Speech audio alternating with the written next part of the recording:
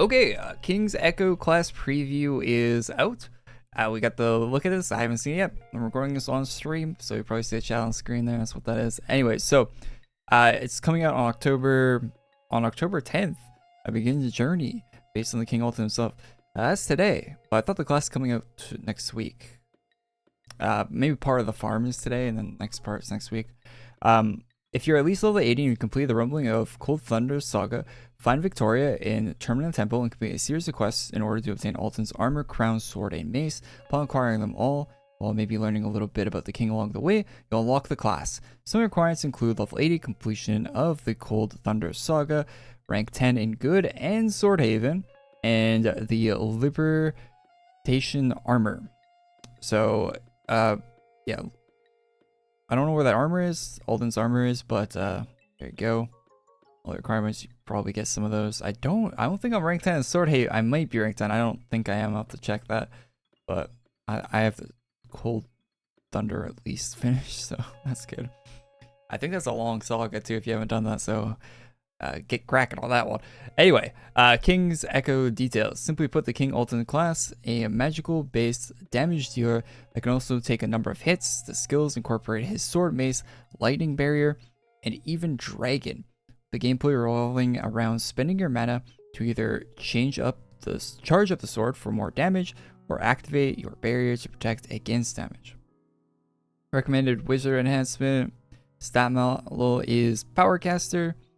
The King's Echo fully restores your mana upon summoning Korvac. Okay. First combat skill. This one is dealing between 55% to 715% magical as physical damage to one target on a 2-second cooldown. So yeah, that's your auto attack. A King's Blade is magical properties, allow it to store and unleash energy. Damage dealt is based on energy power and energy infusion. No clue what that is, but I'm sure we'll learn soon.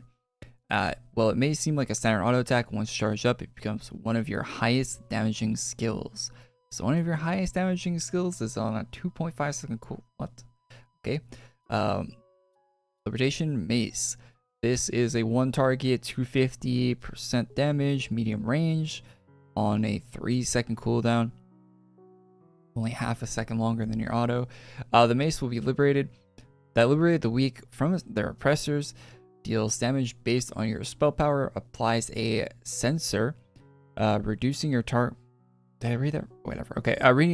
Reducing your target's damage resistance, crit chance, and dodge by 20 for 10 seconds.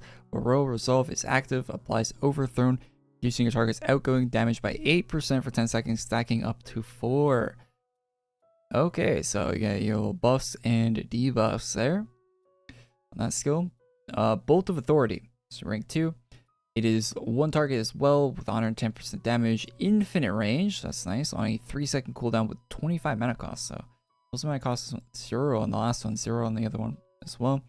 This one has costing you 25 though. So this is channeling a bolt of electricity through your sword, leaving behind a residual energy which stacks to 8 in the last 10 seconds. So I'm guessing that's a DOT. That sounds pretty cool. Stacking DOT. The more you use the skill, the stronger your auto attack ultimately becomes. Just be sure to keep an eye on your mana. King Shield is the next one. So this one is your rank 3. It targets yourself. It costs 50 mana, so you got 25 and then 50. So, and that's a spammable 3-second 25. You can just waste all your mana away very quickly there. This one is going to create a nullifying barrier guarding against most forms of damage for 2 seconds. Boast. I don't like the wording here. It applies focus for 4 seconds, which forces your target to attack you only for the duration. Okay, so it's a taunt. These effects cannot occur again until Korvac is used. Also applies Royal Resolve, increasing your damage resistance by 50% while healing you over time for 6 seconds. One of the strongest forms of protection out there. Upon using this skill, you become near invincible for 2 seconds, reducing most instances of damage. Okay, what are the exceptions for this? While also taunting your target. As this effect is very powerful, it can be repeatedly used, but while it's on cooldown, you can still use the skill to get a hefty defense, buff, and HOT. That sounds fairly strong, so Sounds like it could be maybe a meta taunt guy. Could be, maybe. I don't know. We'll have to wait and see for people to actually test it out, you know? You can never really tell from reading this stuff. This is rank 5, max target 1, 300 to 1260. Jesus. 1200%, eh? Magical based on missing mana. Oh, it's based on your missing mana, how much damage you're doing. It's interesting. I guess that's better than it being based on your HP. A range, because it's very easy to dump your mana with this class too. You got a 3-second 25 mana skill, so call upon your dragon to it's a 16-second cooldown too. Cost minus, oh, it gives you mana back, this skill too. I think that's what minus means as far as mana cost goes, because the other ones are positive. So this will give you 200 mana. It's just your full mana bar, so that's really good. Call upon your dragon to unleash a powerful energy blast, dealing unavoidable critical damage. That's okay. Usually when it's unavoidable, it's not crit, right? Maybe. I feel like it is sometimes. Based on your missing mana and refilling it. The blast infuses all residual energy into your dragon sword for 20 seconds, increasing its damage based on the number of stacks and replacing any stacks that are currently infused. Okay. Last but not least, Alton's Mighty Dragon assists your battle. On top of dealing massive damage and refilling your mana, Korvac activates your residual energy stacks, infusing your auto attack with greatly increased damage for a period of time.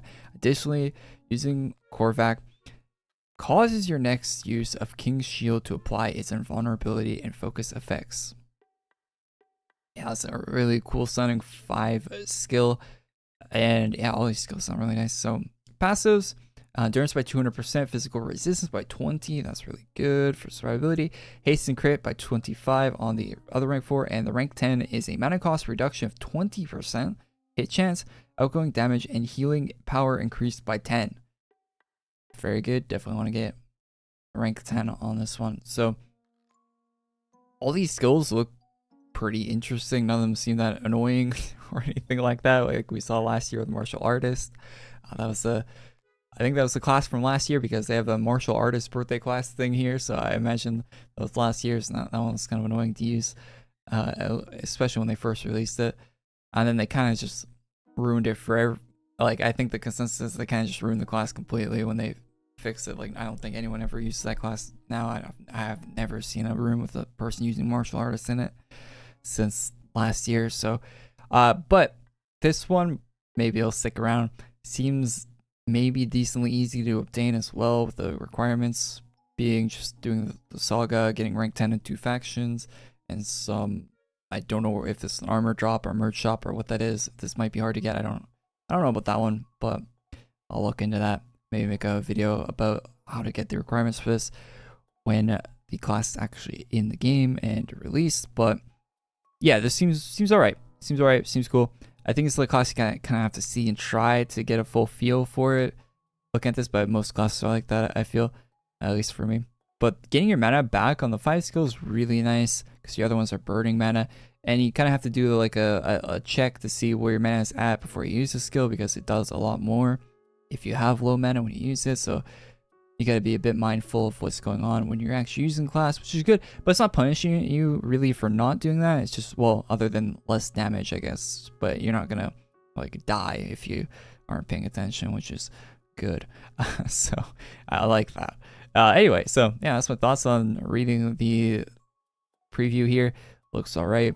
No class art or anything for it yet, but I don't think it's coming out till next week, so I'm sure we'll see that sometimes between now and next week. Leave a like on the video if you like, subscribe to the channel if you're not already. I'll see you in the next one. Peace.